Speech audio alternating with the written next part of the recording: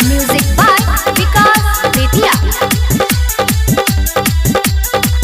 तोरा घोड़ी के छेद देख झल झल झल के है दोनों सामान तोरा दल दल दल के दोनों सामान तोरा दल दल दल। तोरा घोड़ी के छेद देख झल झल झल के है दोनों सामान तोरा दल दल दल के। देखी देखी तोरो सत मन हई रे मिले के बेरिया तनी छुप के से आओ पगली ते तो दोसरा के धन हई रे। मिले के बेरिया जनी केहू से बताओ पगली ते तो दोसरा के धन हई रे।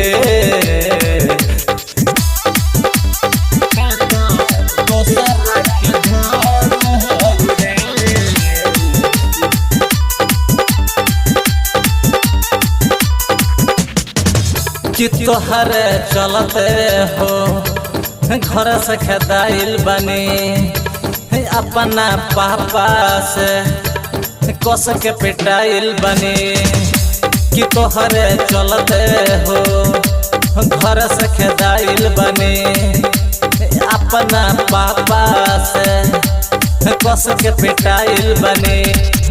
धड़कत दिल तोर सजान हई रे मिले के बेरिया तनी छुप के से आओ पगली ते तो दोसरा के धन हई रे।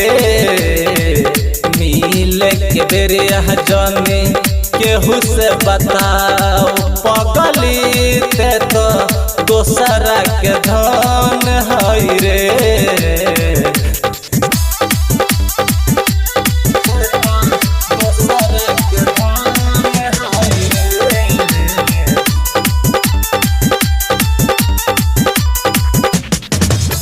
कि टोई टोई सामान कि सब के डोले ईमान हम माइनस प्लस छुई तो लागे निकल जाही जान।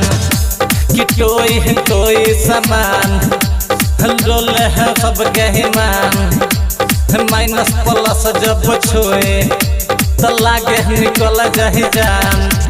बेचू बेदादा बिक जान हई रे मिले के बेरिया तनी छुप के से आओ पगली ते तो दोसरा के धन हई रे।